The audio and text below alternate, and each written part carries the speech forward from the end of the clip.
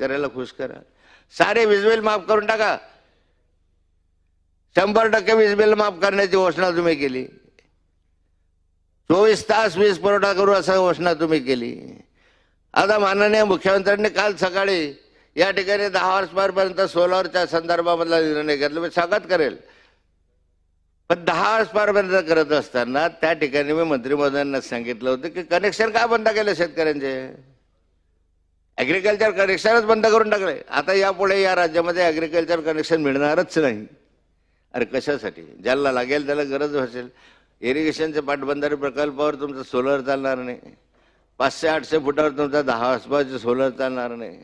ठिबक सिंचन वगैरेसाठी हा 10 हॉर्स पॉवर पुरेसा होणार नाही. मग अशा ठिकाणी ज्याला आवश्यक असेल त्याने त्या कनेक्शन घ्यावं. याच्यावर मर्यादा का आणता?